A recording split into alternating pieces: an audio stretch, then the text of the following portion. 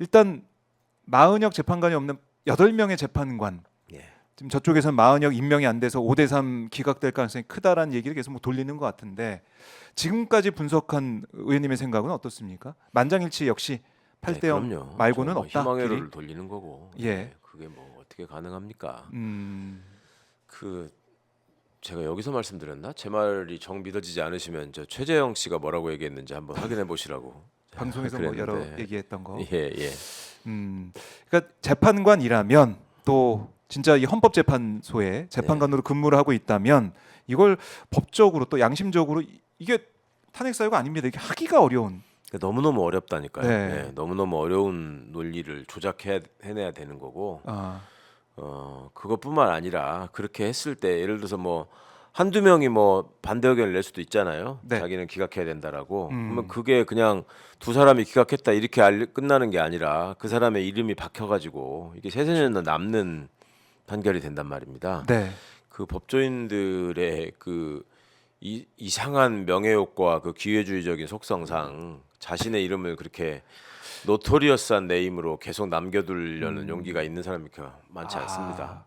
그래요. 주기현 판사는 왜 그랬을까요? 지규현 지규현 그 부분을 그러니까 예. 처음에 이제 얘기가 나올 때 예.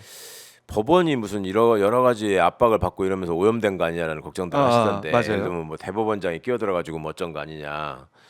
그러니까 이제 저는 그때부터 좀 그 생각은 반대였거든요. 왜냐하면 그 법대를 나와서 판사가 됐다는 친구들 중에 네.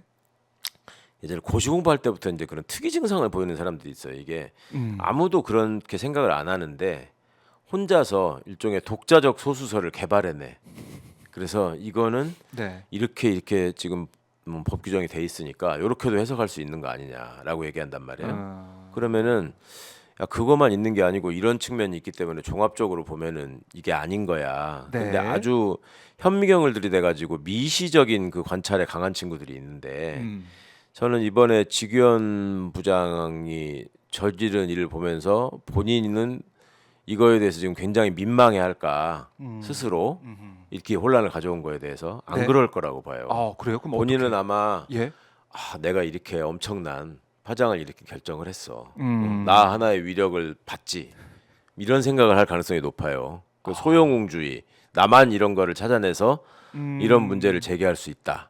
누구도 그동안에 그 피고인의 인권의 관점에서 이 문제에 대해서 생각하지 않았다. 네. 그러니까 이제 좀 주제를 넘어서는 거죠. 그 본인이 해야 될 일은 그런 일이 아니고 판사의 역할이라고 하는 거는 법 체계 안에서 그걸 해석하는 일을 하는 건데 그걸 넘어가 버렸으니까 지금. 네. 근데 이제 그것도 하지 않고 이 파장이 불러오는 사회적인 어떤 이런 문제점에 대한 근본적인 인식이 없이, 그러니까 판사라는 게 시간이 가면 갈수록 골방으로 점점 더 이렇게 가서 박히는 직업이기 때문에 네.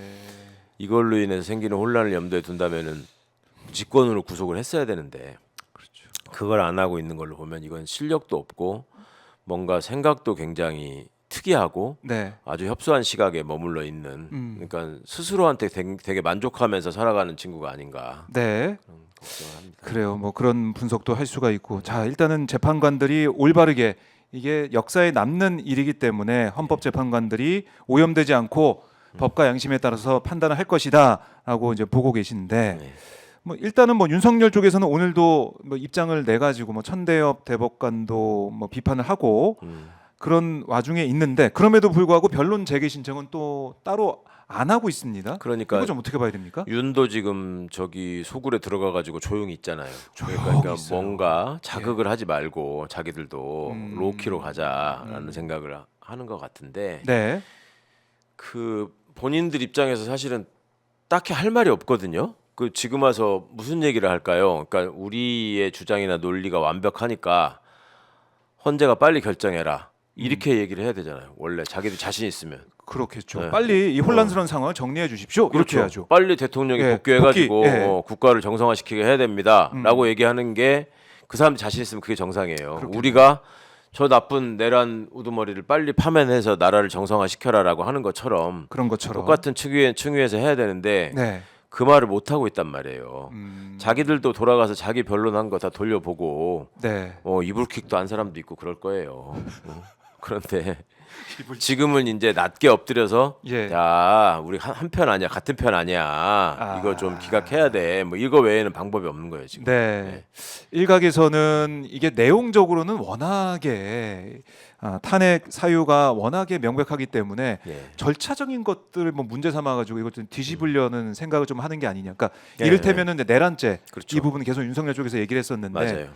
이게 또 변수가 되는 게 아니야. 이런 그 관측도 걱정을 있어요. 예. 하시는 게 이유가 뭐냐면 이게 이제 재판을 하는 사람들의 그 고래 수법이 있는데 네. 실체에 관해서 도저히 이걸 엎을 자신이 없으면 절차를 뒤집잡아요. 그게 이제 대표적이었던 게 윤석열이가 징계받은 그 사건의 항소심 재판부가 그 심준보 부장판사인데 그 수법을 썼죠. 그 징계위원회 구성이 잘못됐다 뭐 이런 식으로 해가지고 예. 했지 않습니까? 아예 엎어버렸죠. 그래서. 그렇죠. 예. 그러니까 이제 그런 거를 걱정하시는 건데 이거는 그 절차의 흠결을 예를 들어서 저 권한쟁의 심판과 관련해서 뭐 국회 의결이 있네 없네 뭐 이런 걸 가지고 왜 그 별개 의견이 나오잖아요. 근데 그렇죠. 이거는 그럴 여지도 없었었단 말이에요. 탄핵 소추를 하는 과정이 완벽하게 진행이 됐고 그 청문회까지 거쳐가지고 다 하지 않았습니까? 그러니까 예. 이런 문제에 대해서는 뭐 특별히 트집을 잡을 만한 게 없고요. 그리고 네. 내란죄를 제외한 걸 가지고 뭐 저게 하는 거 아니냐라는 말씀하셨는데 그거는 헌재 판례로 확립돼 있는 거라서 그것도 그렇게 할 수가 없습니다. 그리고 사례 박근혜 때도 사실은 그랬고 예. 거기에 이제 앞장섰던 사람이 바로 권성동 그렇죠. 원내대표고 예. 그 당시에 그러니까 헌법재판관들이 직위원 같은 생각을 하는 사람이 3명 이상 있어야 되는데 그 직위원 같은 생각을 하기가 그게 어렵거든요. 그래도 헌법재판관으로 돼 있고 자기 이름을 계속 박아야 되면 어려울 것이다. 예. 그래요. 이제는 선고 날짜가 언제냐, 선고가 언제 있느냐 여기에 이제 관심을 집중할 수밖에 없는데요. 지금 화면 보시는 것처럼 민주당 출발했네요. 국회의원들이 국회에서 이제 출발했습니다. 광화문으로 어제 이어서 오늘도 도보 행진을 합니다. 어제보다 옷차림들이 많이 가벼워졌네. 예. 뭐 날씨도 날씨고 오늘 따뜻해요. 예. 예, 따뜻한 상황이고 미세먼지 좀 있는데 어쨌든 민주당도 마찬가지고 조국혁신당은 오늘 일부 네.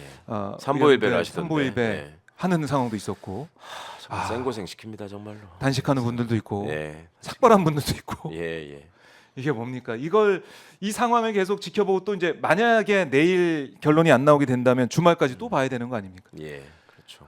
이 헌법재판소 재판관들이 글쎄요 이런 혼란을 계속 방치하고 있는 게 말이 되나 저는 그런 생각을 좀 해봅니다 다시 한번. 예. 예, 그래서 내일 꼭 선고해 주길 내일 바랍니다. 꼭 선고해주길 바라고 아직도 이제 선고 기일 잡기에는 늦지 않았습니다. 오후 4시 22분 퇴근까지는 시간이 남아 있습니다.